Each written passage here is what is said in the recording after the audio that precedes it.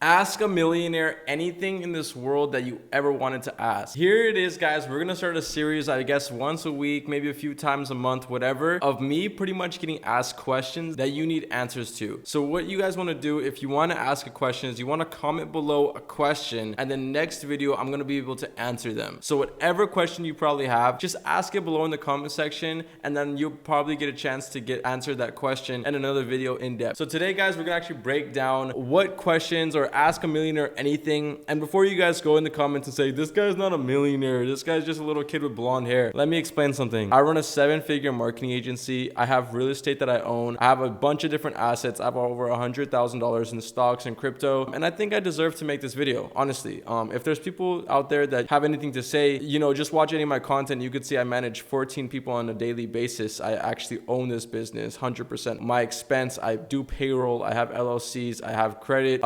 Yeah, don't talk to me like that, bro. Anyways, guys, let's get into the video. So the first question is, what do I have to download before we could start trading? So this guy pretty much hit me up in the DM and he asked me what platform, or he wants to join like my trading mentorship program, which a lot of people do, a quick plug. But what he pretty much is asking is, what apps does he have to download to actually become a trader? And the actual apps that I would personally recommend to do, is to download Robinhood. As controversial as it sounds, that's probably the best app for beginners. And if you want to go a little bit advanced, go Think or Swim by TD Ameritrade. It's a really good app.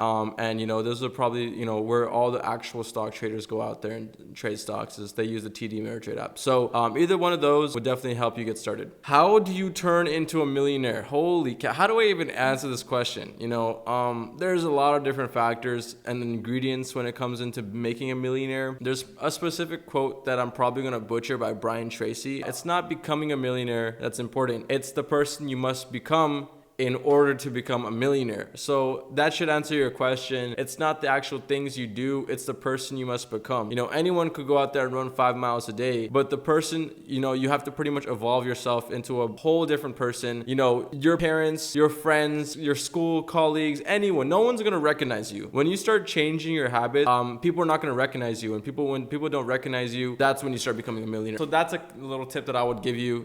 Other things that I would probably say is, just don't give up, man. There's a lot of people out there love giving up. I actually got sued in my past history. I got in places where I lost everything very, very quickly, and I kind of got shell shocked because I thought I'll never lose this stuff. Yeah, it happens, but I still never give up. Look at me, I'm still sitting on this desk in my office and my agency. So I still made it, but that's the reason. It's not the things I've done to become a millionaire, it's the person I became. I could lose everything today and rebuild it back up tomorrow. That's the kind of person you have to become. Next question, what age would you like to retire at? I'm crazy. I'm sorry. I hate being this guy, but I don't ever feel like I want to retire. My life is set up and my business is set up in the point where I could go out there and take a trip to Bali, go to Dubai for a month, and my business is still gonna making $50,000, $60,000 a month. These are the kind of things that you have to set your life up. If I was to be, an architect or an engineer or a lawyer, I would have to trade my hours for money. But the fact that I don't have to do that, that's the best way. That basically means I'm already kind of retired. I just show up to work for fun. So that's how you want to build your, business and build your whatever you're doing. So hopefully that makes sense. What does the millionaire eat for breakfast? Yeah. Okay. So my breakfast is okay. My health, I try to maintain it as much as I possibly can.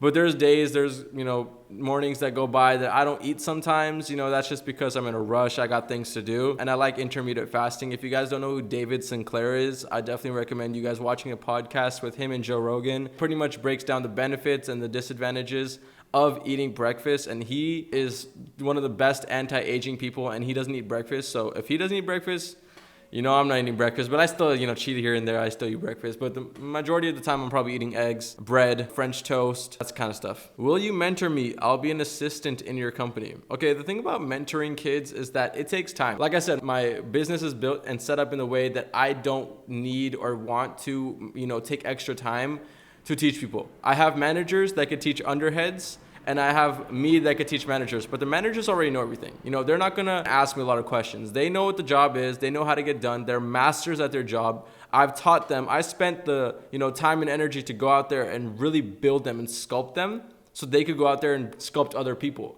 So if a mentor comes into my business, they're not talking to me, they're working with one of my managers, and my managers are going to be able to conduct further evaluation of that specific person. So we have about 4 interns right now in the business, and they're all managed by the managers. I don't do anything. So yeah, most important social media management tool. So personally, it's really important to post.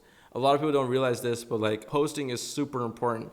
But before you could even post, one of the apps that I use, and it's literally a household name in my business, is InShot. It's not a plug. I'm not getting paid by them. InShot is an amazing app that helps you and allows you to create photo and video content. I literally use that every day, multiple times a day. Every computer is installed with InShot, every iPad, every iPhone. You walk into my business, you have InShot downloaded, and InShot Pro. We're not talking about the regular free trial. Yeah, guys, InShot is a video editing platform and a photo editing platform that is just non-competitive. Another question that I get a lot is, do you collect something? Like, do you collect things? Do you collect watches? Do you collect shoes and stuff like that? And honestly speaking, Millionaire is like, I'm not worth that much to the point where I could go out there and collect watches. Okay, when you're a millionaire, you don't have a lot of money. I'm gonna be honest. I'm tied up in assets. Carrying cash is not a big thing with me, and carrying these kind of different collectible items aren't a big thing with me yet. I want to get into watches. I wanted to get into all this stuff, but it's gonna take time. I'm not in the point where I could go ahead and spend $50,000 on a watch and justify that, because I have mouths to feed, I have people to manage, I have things to do, and I have investments to invest in. These kind of watches and stuff like that are just luxury good, and I get it, it doesn't lose its value, but I'm not in the market of losing value or even retaining value. I'm trying to appreciate and invest into things that will give me a good ROI. So yeah, hopefully that makes sense. But if anything else to collect, I like shoes. I love shoes. I have about 50 pairs, and that's probably the only thing that I like. How much money did you lose before you could make profits? I lost a lot of money. I lost a lot of money in a lot of places. I got scammed before. I remember one day I was like 17 years old and I had $2,400 to my name. Like that was like the last dollar amount I ever had, because I quit my job and I was done. This is it, $2,400. And there's just so happens to the scammer, I was like 17 years old and I had $2,400 to my name. Like that was like the last dollar amount I ever had, because I quit my job and I was done. This is it, $2,400. And there's just so happens to the scammer came into my DMs and offered me this amazing opportunity to, grow in the Forex markets, right? And the guy took my $1,100. I'll never forget that day, and he blocked me. And I was so confused. Like, I thought you were going to make me $10,000, bro. What happened to the deal? What happened to the deal? He's, oh my God. And he pretty much lied straight to my face. Pissed me off, bro. That was horrible. That really hurt me bad. So yeah, that was a really interesting time in my life, because then I just pretty much cut half of my total net worth into half. Don't want to get too, philosophical, but when you lose half your net worth, man, it hits you hard, bro. I was so depressed, but I kind of deserved that, because it now made me the man I am today. So yeah, thank you, scammer. Thank you for scamming me. Now I'm unscammable. I'm actually trying to get in the business of entrepreneurship. Any tips? Yeah, okay, so this is the tips I always give every single entrepreneur when they're trying to start the entrepreneur journey, is that learn things. There's so many platforms online like Skillshare, there's YouTube videos, course videos. There's a lot of different places that you can learn a lot of cool, new, neat tricks. I would personally just dive your head into one industry that you believe in the most and just go full force in it. And always trying to match with what you like, don't try to do something that you don't want to do. I wouldn't be able to hire a coding firm in here, but I can hire a coder. Does that make sense? I can't, make this a law firm, but I love social media because I'm a social media influencer. I love social media, so I'm going to make this a social media marketing agency. Do you see how I did that there? I could make this office into anything I want, but I love social media marketing, so that I'm going to keep with that. So next question, to answer your question, tips that I would personally give you is do what you actually like doing, okay? If you like social media, become a social media marketing agency. If you like, real estate, start investing into real estate, or, do something like that. Whatever you're doing, make sure you like it, because if you're not going to enjoy it right now, you're not going to enjoy it in 5 to 10 years, honestly. And also other tips that I would personally recommend is, don't only find the industry you want to work with. By the way, you don't need any mentors. I never had a mentor in my life. No one gave me anything. I just pretty much learned everything. YouTube was my mentor. Audiobooks were my mentor. PDFs were my mentor. Okay, you don't need a mentor to get started with anything like that. It's not going to be an overnight process, and it could take as long as it needs to take. Just as long as you believe in yourself, things will happen. How did it all start? This is a good question. A lot of people have a lot of questions. The short answer is that it all started in my bed. I started, fantasizing about a marketing agency, how if I could just lock in 2 clients a month, I could make $500 a month, and I could, that'll change my life forever, because I'll make $6,000 a year. Oh my God. But it all started in my bed when I kind of realized that I'm good at one thing, which is social media. I know how to sell. I have a big following. I had about 20,000 followers back then. I have 50 now. And I know how the social media platforms work, so I could probably manage. But like pretty much I was like, dude, I could take you to the moon. Give me a chance. And then it took me 6 months to lock in my first client. And it was just a pain. It was a headache. Took it like as a side thing. Like one day it's going to happen, man. One day it's going to happen. Someone's going to, buy from me. And 6 months later, they did. After the 6 months, it took me a long time. I showed my friend that I made money from this business model. And then he was like, wow, that's awesome. I want to be part of it. So we kind of like went halves. And eventually that same guy sued me for $10,000 and lost in court. He looked so embarrassed, man. His whole family was there and I embarrassed him. He got over egotistical. The business started doing really well. And he tried to go out there and, try to sue me. He's like, man, I want more money. I'm a face of this company. At that point, he was making the content for the company. So he was kind of the face.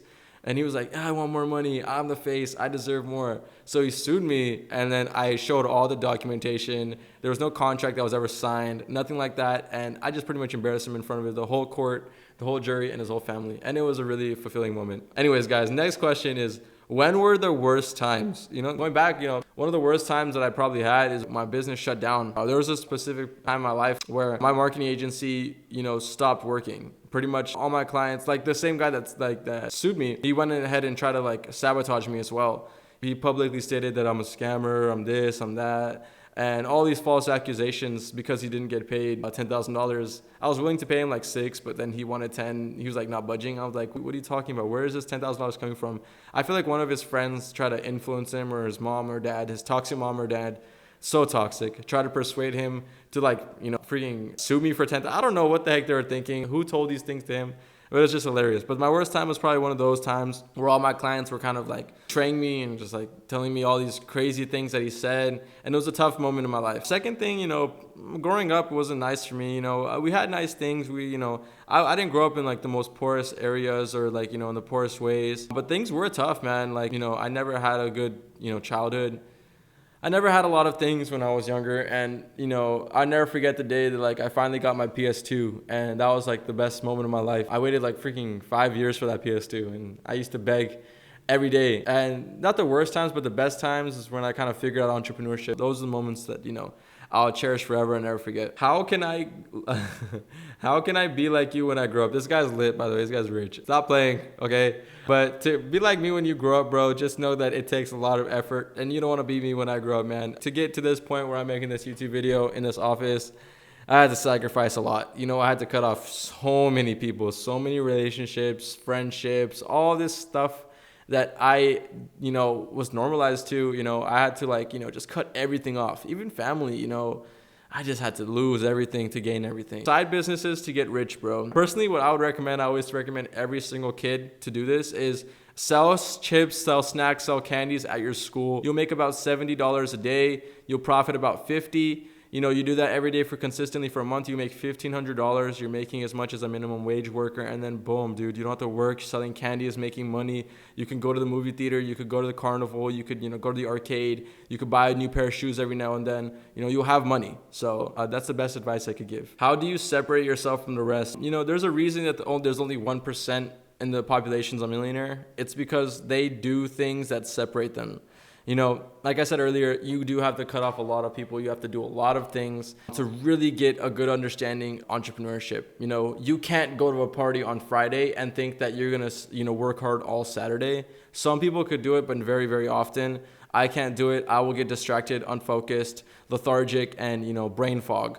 So you have to make sure you separate yourself by, actually committing to whatever you promised yourself. If you promise yourself that you're going to become a millionaire, you have to commit to that promise. You can't just freeload it and be like, yeah, bro, I'm going to be a millionaire this year. Hey, bro, when we go to the club, when we go to the beach, hey, bro, let's go get lit. Let's go to Las Vegas. Let's go here. Let's go there. There's always going to be a distraction. There's always going to be something that's going to hinder you or take you off your path.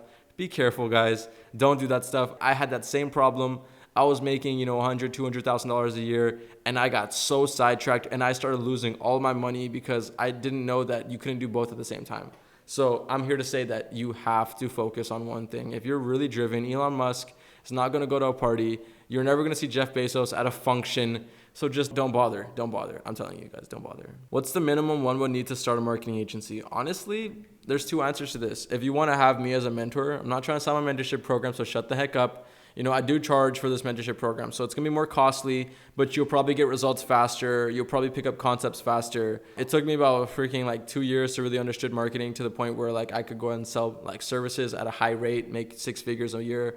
So if it took me, someone that committed a very long time and didn't go to parties and just really, really stood to what he truly believed in, 2 years, it's probably going to take you guys 4, honestly. And by the time social media is changing so fast to the point where 4 years from now, it's going to be a completely different game.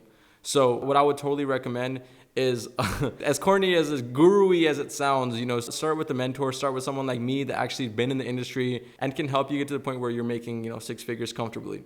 I have this kid, I keep mentioning him, his name's Salvador. He's making 6 figures right now. He just showed me on Zoom call that he made $24,000 this last month. And I was like, dude, that's crazy.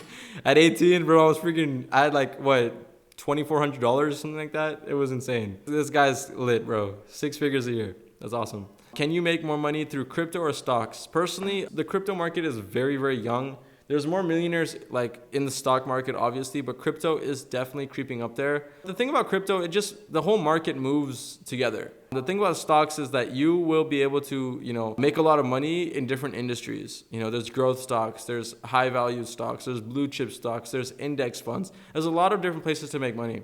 And it's more secure and more, stable, but I'm not going to sit here and be a crypto hater. I really believe in the fundamentals of crypto. I have a crypto portfolio. I just personally think that stocks, are the way to go. I made $15,000 off the AMC crazy hype. And that was an amazing moment. I'm like, yo, dude, this stock market stuff is a real deal.